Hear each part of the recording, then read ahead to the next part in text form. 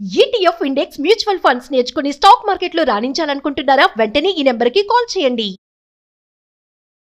నమస్తే, welcome to Vishnu talks. నేను మీ విష్ణు. ప్రస్తుతం నాతో పాటు సీనియర్ ఫినాన్స్ ప్రొఫెషనల్ గిరిబాబు గారు ఉన్నారు. వారితో మాట్లాడదాం. సార్, గిరిబాబు గారు నమస్తే. సార్ నమస్తే అండి. సార్, గిరిబాబు గారు, ఇప్పుడంతా పెళ్లిళ్ళ సీజన్ నడుస్తుంది. సో చాలా మంది నూతన వధూవరులు కొత్త జీవితంలోకి అడుగు పెట్టబోతున్నారు కాబట్టి కొత్త జీవితంలోకి అడుగు పెట్టబోయే నూతన వధూవరులు మరి వారి యొక్క ఆర్థిక ప్రయాణాన్ని ఎలా ప్రారంభించాలి అంటారు? ఆర్థిక విషయాలను ఒకరికొకరు ఏ విధంగా షేర్ చేసుకోవాలి అంటారు? గుడ్ క్వశ్చన్ అండి. ఇప్పుడంతా కార్తీక మాసం, మంచి పెళ్లిళ్ళ సీజన్ ట్రెండ్ నడుస్తుంది.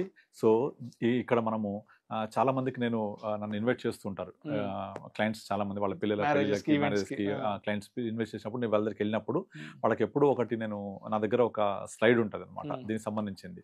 దాన్ని నీట్గా ప్యాక్ చేసి ఇస్తూ ఉంటాను. అంతేగాని ఏ వాల్ క్లాక్ లేకపోతే వేరే దేవుళ్ళ ఫోటోలు అలాంటివి కాకుండా ఇలాంటివి ఇస్తే వాళ్ళకు ఎప్పటికీ గుర్తుంటూ ఉంటుంది. సో అలా గుర్తుండే లాంటిది ఇవ్వాలి అని నేను ఎందుకు నిర్ణయించుకున్నానంటే, నార్మల్గా వాళ్ళ ప్లానింగ్ అనేది ఎలాగైతే ఒక అమ్మాయిని, ఒక మంచి అమ్మాయి లేదా అమ్మాయి అయితే అబ్బాయిని వాళ్ళ యొక్క ఈడు జోడు తగ్గట్టుగా, ఆలోచనలు తగ్గట్టుగా మాట్లాడుకొని ఎలా అయితే ఎంచుకుంటారో, అలాగే ఇద్దరు వాళ్ళు కలిసి కొనసాగించే ఆ ప్రయాణాన్ని తొలి అడుగులోనే వాళ్ళ యొక్క ఆర్థిక స్వేచ్ఛ వైపు, ఆర్థిక స్వావలంబన వైపు, వాళ్ళ యొక్క ఫైనాన్షియల్ ఫ్రీడమ్ వైపు ఇద్దరు చర్చించుకొని అడుగులేస్తే చాలా బ్యూటిఫుల్గా ఉంటుంది వాళ్ళ లైఫ్. ఎందుకంటే మనము ఒక విషయం చెప్తుంటాం, మానవ సంబంధాలని ఆర్థిక సంబంధాలే. సో ఇప్పుడు నార్మల్గా దాదాపుగా ఇప్పుడున్న ట్రెండ్లో మీకు వైఫ్ అండ్ హస్బెండ్ వర్క్ చేయడం అనేది వెరీ కామన్. ఇద్దరు వర్క్ చేస్తూ ఉంటారు. పిల్లలు పుట్టేంత వరకు వైఫ్ కంపల్సరీ వర్క్ చేస్తూ ఉంటుంది. పిల్లలు పుట్టినప్పుడు వాళ్ళు మెటర్నిటీ లీవ్ తీసుకుంటారు, తర్వాత కూడా కంటిన్యూ చేస్తుంటారు. మేబీ ఒక 6 months 1 year లీవ్ పెట్టేసి కంటిన్యూ చేస్తుంటారు. అలా ఒక 40-45 వరకు చేస్తూ పిల్లల్ని సవరించుకుంటూ ఇల్లు చక్కదిద్దుకుంటూ చేయడం అనేది హెడ్స్ ఆఫ్ టు ది మహిళలు. సో దాంతో పాటుగా వాళ్ళ యొక్క ఫైనాన్షియల్ గోల్స్ని కూడా హస్బెండ్తో కూర్చొని, హస్బెండ్తో చర్చించి ఎలా ఉండాలో ప్లాన్ చేసుకుంటే వాళ్ళ యొక్క 45-50 తర్వాత లైఫ్ బ్యూటిఫుల్గా ఉంటుంది. ఎందుకు నేను 45-50 అంటున్నానంటే, ఇప్పుడున్న పరిణామాలలో ఎవరు కూడా మన పేరెంట్స్ లాగా 60 దాకా వర్క్ చేయాలి, 60 తర్వాత రిటైర్ అవ్వాలి అనే ఆలోచన లేదు. చాలామంది 40-45 తర్వాత వాళ్ళ యొక్క రిటైర్మెంట్ లైఫ్లోకి మూవ్ అవ్వాలని ప్లాన్ చేస్తున్నారు. ఇక్కడ రిటైర్మెంట్ లైఫ్ అంటే ఏదో కృష్ణారామ అంటూ వసార్లో కూర్చునే లాంటి లైఫ్ కాదు. 9 to 5 జాబ్కి స్వస్తి పలికి మనకు నచ్చిన టైంలో, మనకు నచ్చిన విధంగా మన టైం మనం స్పెండ్ చేసుకుంటూ, మన టైం మనతో ఉంటూ మనం మన లైఫ్ లీడ్ చేయడమే రిటైర్మెంట్ యొక్క ఫైనాన్షియల్ ఫ్రీడమ్. ఎగ్జాక్ట్లీ. ఆ ఫైనాన్షియల్ ఫ్రీడమ్ వైపు అడుగులేస్తూ మనం ముందు నుంచి ప్లాన్ చేసుకుంటే బ్యూటిఫుల్గా ఉంటుంది. దీనికోసం ఫస్ట్ ఏం చేయాలి అంటే, వాళ్ళ యొక్క లైఫ్ స్టార్ట్ అయిన ఫస్ట్ మంత్ నుంచే నీ శాలరీ ఎంత, ఇద్దరు శాలరీ ఎంత, ఆ శాలరీలో ఖర్చులు ఎంత, ఆ ఖర్చులు దేనికి వెళ్ళిపోతున్నాయి. సో కొంతమందికి, చాలా మందికి చూస్తుంటాను, ఏదో ఒక రూపంలో అప్పులు ఉంటాయి చాలా మందికి. అంటే పెళ్లికి ముందు నుంచే పేరెంట్స్కి సపోర్ట్ చేయడం వల్లనో లేకపోతే ఫ్యామిలీకి సపోర్ట్ చేయడం వల్లనో కొన్ని అప్పులు ఉంటాయి. ఈ అప్పుల్ని తీర్చడం కోసం వరకు వాళ్ళు కొంత టైం స్పెండ్ చేస్తారు. ఈ లోపల అప్పులు తీరిపోతాయి. రాగానే నెక్స్ట్ సొంత ఇల్లు కావాలి, ఒక ఫ్లాట్ కొనుక్కోవాలి. అండ్ ఫ్లాట్ కొనుక్కోగానే ఫ్లాట్లో కొత్త ఫర్నిచర్ రావాలి. కొత్త ఫర్నిచర్తో పాటు ఒక కొత్త కారు, పాప బాబు పుట్టగానే వాళ్ళ ఎడ్యుకేషన్. ఇలా మన యొక్క లైఫ్ స్టార్ట్ అయిన ఇమీడియట్లీ ఒక ఫస్ట్ 5-6 years ఇలాంటి ఎక్స్పెన్స్ వస్తాయి కంపల్సరీ.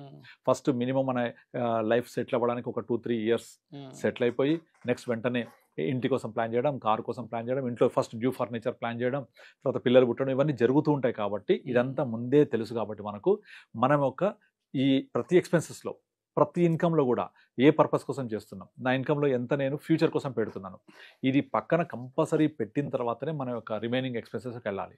అంటే ఏ ఇన్కమ్ వచ్చినా కూడా అందులోంచి నాది ఒక 15% టువర్డ్స్ మై రిటైర్మెంట్ ప్లానింగ్. అది చేయకపోతే కనుక చాలా ఇబ్బంది పడతారు. ఎందుకో ఎగ్జాంపుల్ చెప్తాను. ఇప్పుడున్న కరెంట్ సినారియోలో ఇండియన్ డెమోగ్రఫిక్ సిచ్యువేషన్ తీసుకుంటే, మనము 28 నుంచి అరౌండ్ 55 years ఏజ్ మధ్య పాపులేషన్ తీసుకుంటే మోర్ దెన్ 60% ఉన్నారు ఇండియాలో. More than 60%. అంటే ఒక 25-30 years తర్వాత రివర్స్ అవుతుంది కదా ఇదంతా. అందరం పెద్దోళ్ళు అయిపోయి రిటైర్మెంట్ లైఫ్కి వెళ్ళిపోతే ఆ రిటైర్మెంట్ కార్పస్ చాలా జనరేట్ అవ్వాలి, పాసిబుల్ అవ్వదు. అందుకే గవర్నమెంట్ కూడా ఇప్పుడు మన ఎన్పిఎస్ వాత్సల్యం ఎందుకు ఇంట్రొడ్యూస్ చేసింది? ఎన్పిఎస్ వాత్సల్యం అంటే పిల్లలకి ఇప్పటి నుంచే స్టార్ట్ చేస్తారనే ఉద్దేశంతో. దాంట్లో ఏదో గొప్ప రిటర్న్స్ వస్తాయని కాదు, అట్లీస్ట్ ఏదో ఒకటి సేవింగ్స్ హ్యాబిట్ ఇన్కల్కేట్ చేయాలి. ఇండియాలో సేవింగ్స్ హ్యాబిట్ తగ్గిపోతుంది అని.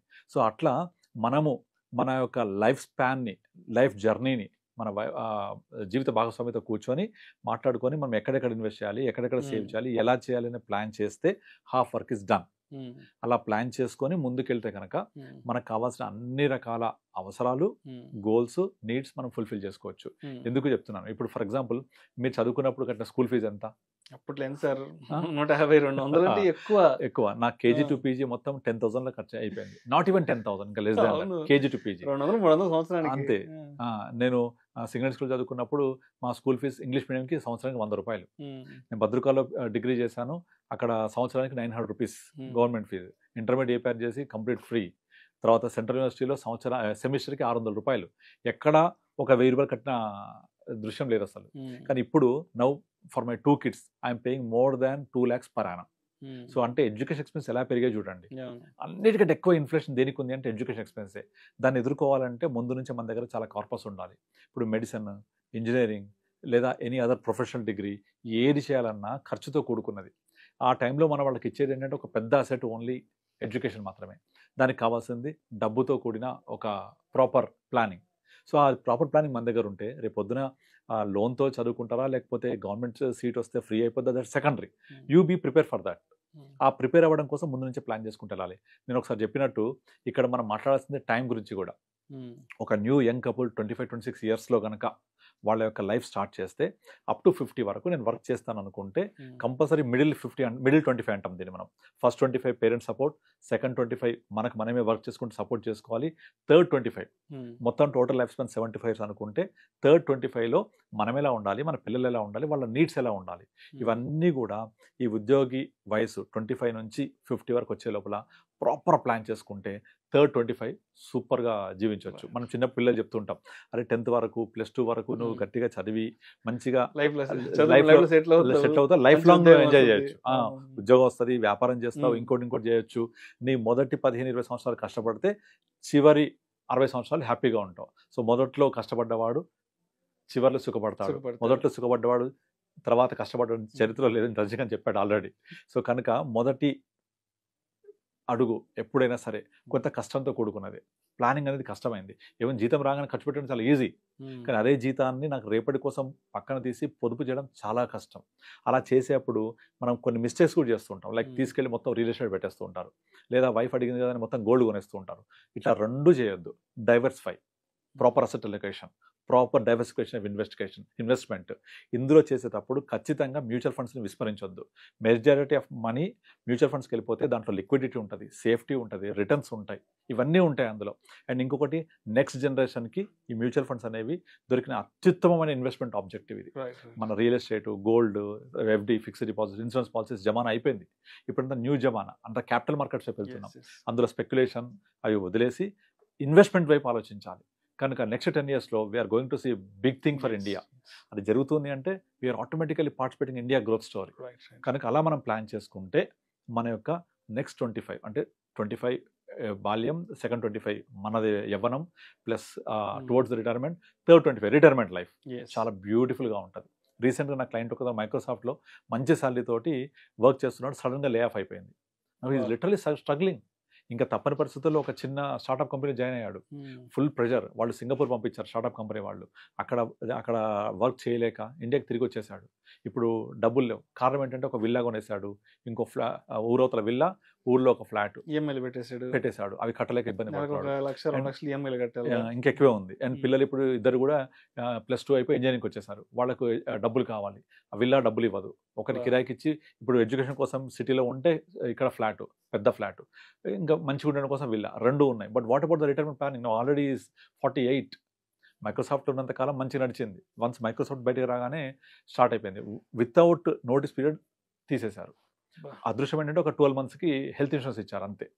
కొంత శాలరీ ఇచ్చారు, ఒక 3 months 6 months శాలరీ. బట్ సరిపోదు కదా అది. ఇక్కడ నుంచి ఇంకొక 25 బతకాలి. పిల్లల ఎడ్యుకేషన్, రిటైర్మెంట్ ప్లానింగ్, ఇవన్నీ చాలా ఇబ్బందితో కూడుకున్నాయి. ఇలాంటి లైఫ్ ఎగ్జాంపుల్స్ చాలా చూస్తూ ఉంటాం. సో ముందు నుంచే ప్లాన్ చేసుకోవాలండి. Thank you sir, thank you so much Giribabu. Thank you అండి.